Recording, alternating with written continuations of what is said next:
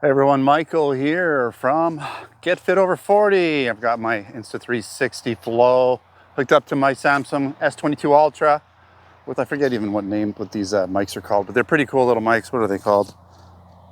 Tomica. Yeah, they're the Comica.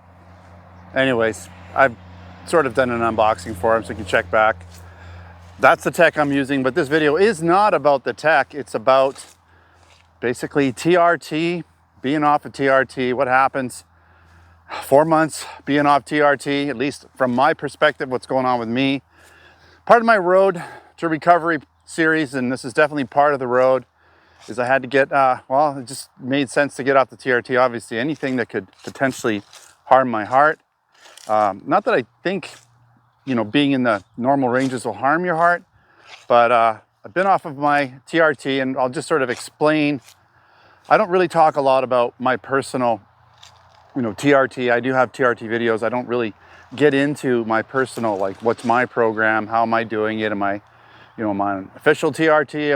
Am I just on a doctor monitored TRT where I all that? That's not as important really. That's not the basis of this, but basically, since I was in my late 40s, I wouldn't say mid, but late 40s, I've been on some sort of TRT, being a bodybuilder.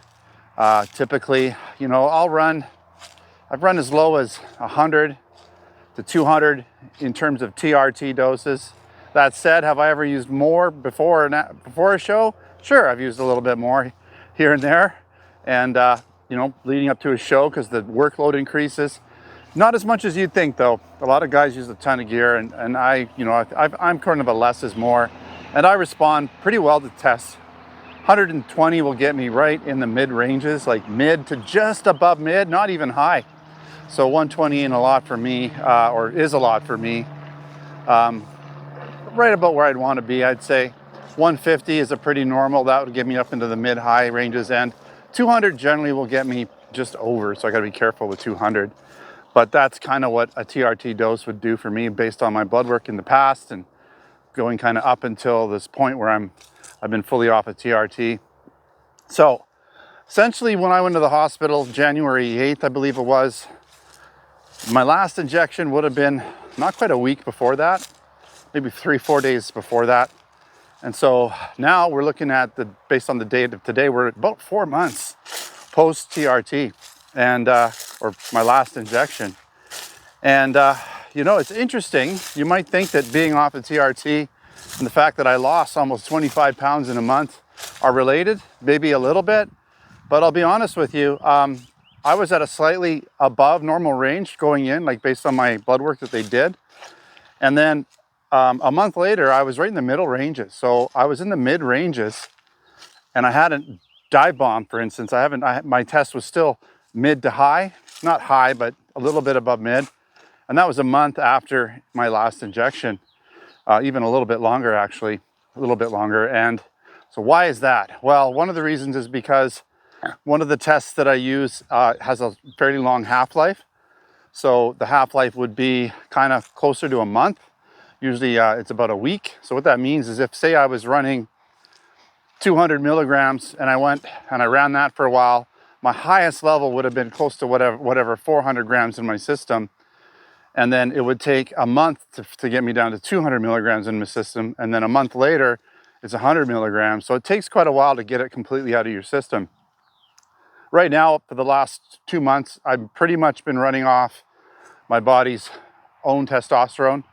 Almost all of whatever, and by now for sure, the test that I was running, like using, is gone, and I'm just producing my own. So where am I now? So for the last 2 months, I've been sitting around 11 on the scale. Usually it goes from about an 8 to a 28, almost 29. And I'm sitting at 11. So I'm kind of really close to being under the normal threshold. I'm a bit surprised because I've been I've been on TRT for a long time without really any breaks. It's TRT, you don't really take breaks. Something once you get on it, you kind of have to stay on it. We talked about it in other videos. And so I was expecting to just completely crash and dive bomb under the normal ranges, but I'm actually sustaining at about 11. So the last 2 months has been 11. So going to be doing one more month and see where I'm at. You know, 11 ain't a lot. I can feel it for sure. I mean, what do you feel when your testosterone isn't great? It's not bad. I mean, it's better than I thought it would be. My energy overall isn't so bad. I mean, I don't feel super tired any time of the day. I don't feel like I have to have naps. I don't feel in the evening that I'm super tired. I've actually got quite a bit of energy. I'm going to switch hands here. I've got quite a bit of energy overall. Maybe it's because my heart is so much better than it was. You know, it's healing up and the valve has been replaced, and it's been a long time since I've had a functioning heart that's supposed to do what it's supposed to do, right? And or that's doing what it's supposed to do. So that could be one reason why I feel good. This is like, you know, it's you go from that to this, and then all of a sudden, wow, right? But I don't know. I think it's just enough testosterone to keep me going, give me enough energy. My libido is shit. Just is. The test that I have now just isn't enough to. I just don't think about it much. It's kind of hard on. I don't know if it's hard on my wife, but I talked to her about it. She understands.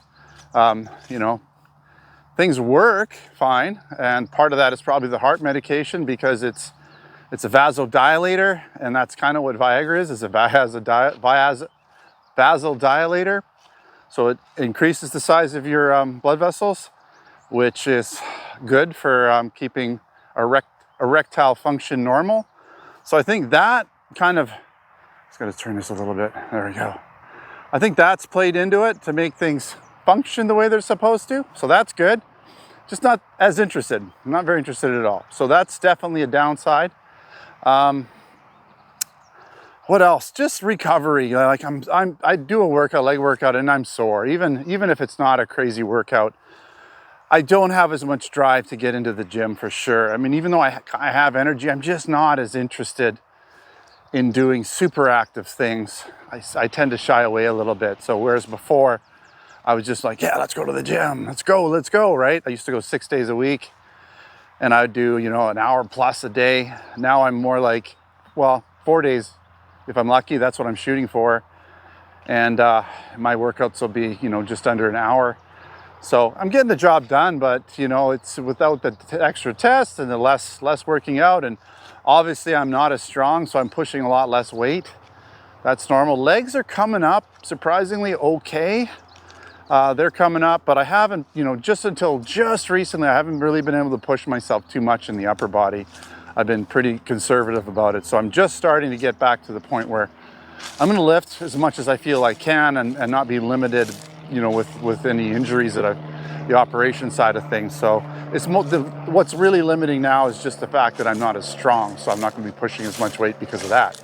But hopefully over time, I'll get stronger, and you know, any type of injury related things that are gonna, you know, would limit me, they'll for sure be gone by then. So I'm just, you know, I know that, like for instance, my bench press really sucked. Still sucks because I couldn't do very much at all with my chest. Like it literally was a muscle group that I just couldn't even do. I had to totally avoid anything where I was pushing, even in day-to-day life. So now I'm starting to push a little more. Getting up to the 50-pound dumbbells, it's pretty light considering I used to do hundreds all the time, and even 120s on occasion. So yeah, that's gone down a lot, but it'll get better now that I can actually lift and not worry about my chest. My you know, the plate here was basically cut, right? So that sucks when you cut that and all the way down and then it has to heal. It takes a little while.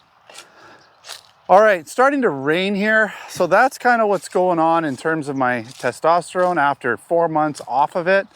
Trying to think of anything else. Just recovery, sex drive, suck. Everything else isn't too bad. Strength is down, of course.